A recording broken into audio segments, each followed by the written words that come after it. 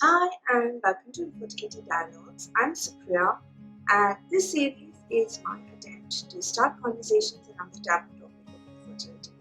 And today we're going to talk about surrogacy because I think that's a key concern for couples and even single parents who are not able to conceive on their own. So I'm a member of this group on Facebook, and there was a question around what's the process for surrogacy in India, and when I said that I had my baby boy via surrogacy, a lot of people called me up or got in touch with me to understand how does surrogacy really work and what's happening around the recent surrogacy ban that was proposed by the government. So today we're going to take some time to address the process and of course what's the law around this space. First, to begin with, the process is fairly straightforward. When I had my baby boy, usually hospitals have associations with, or at least have some sort of surrogacy agencies in their network because, of course, we're dealing with infertility as a space. And these surrogacy agencies usually have a roster of women who registered with the agency as willing surrogates that, in case there's an opportunity, we would be willing to come forward as surrogate women. So how the process works is that the doctor would recommend surrogacy for you depending on your particular medical conditions. So for example, for people who've not, who are born without a uterus or whose uterus has to be taken out because of some medical condition, or who are not able to conceive even after trying multiple times and over years, even after infertility treatments, surrogacy is a good option for them. That's what happened in my case. That I tried IVF treatment multiple times, but it just wasn't working, and we were not able to figure out what's wrong with me, and therefore surrogacy seemed like the only way I could have a baby, and thankfully it did work out. So then your request goes to a surrogacy agency who then sends you the data for the surrogates who are available at the moment and willing at the moment. Mostly their medical history is sent and not really personal details, and that's a lot up to the surrogate in terms of what she wants to share. Once both of you are in agreement, there's a lot of legal paperwork. You have to sign contracts. You have to give some sort of insurance in case something goes wrong in the process, and of course both you and the surrogate sign that contract. And then depending on where she is in her cycle, the date for embryo transfer is determined. If you're taking your IVF cycle afresh, then you have to find a surrogate that matches your cycle. Otherwise, if you have frozen embryos and you're going with those, then whoever is in the cycle at that moment, you can determine the embryo transfer date based on that. In India, it's not a very involved process from the genetic parent side, versus in the US where it's more you're sort of adding another member to the family. Here it's more there are the surrogate agency has surrogate houses where they provide for the surrogates food, well-being, medical scans, etc. And they live there for the period of 9 months till the baby is born, right? So you pay for that upkeep also. So the surrogate agrees to the embryo transfer. The embryo transfer happens, and just like any other your IVF process, 15 days later they do a beta HCG blood test. If she's pregnant, then the normal pregnancy starts, and you get scan reports every month.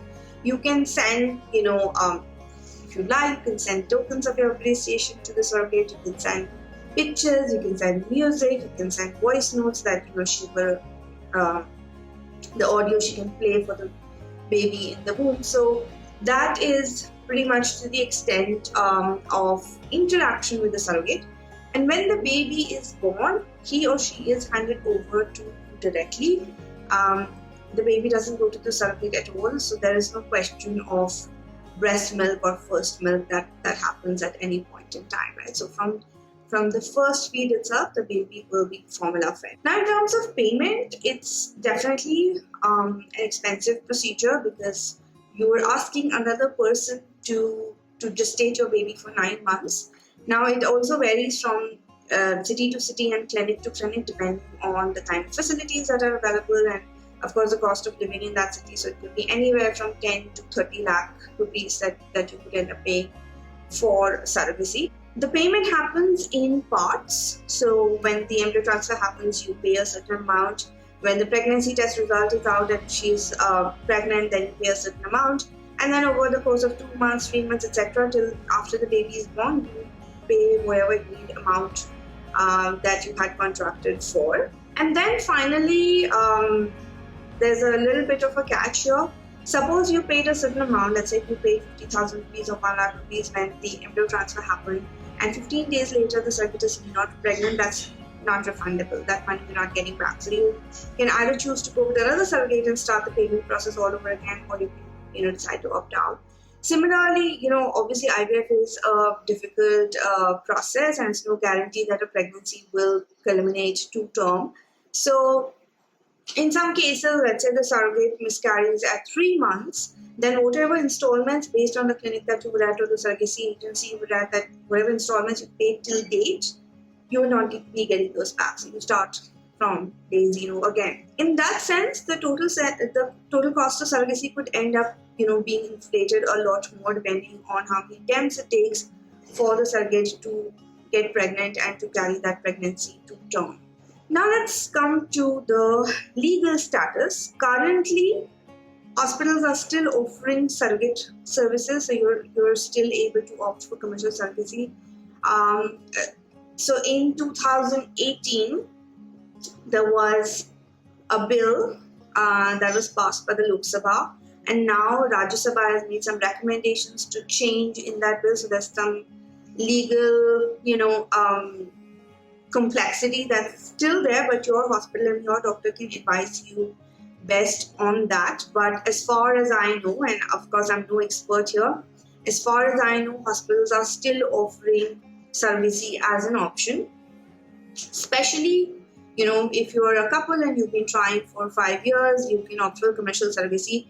For others, I think it's easier to get somebody who's willing from your own family or your friend circle to become your surrogate, and it's called altruistic surrogacy. They're not really paying the surrogate any money.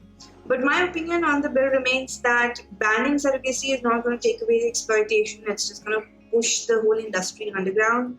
So my humble opinion is that it should remain legal, though there should be more legal checks and balances and contracts in place to make sure that the rights of the surrogate are also upheld.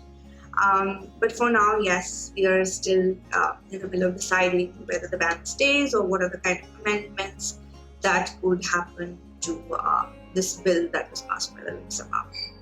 So that's all about surrogacy. And if you have any more questions or if you would like to know more about IVF or infertility treatments, please feel free to drop me a comment.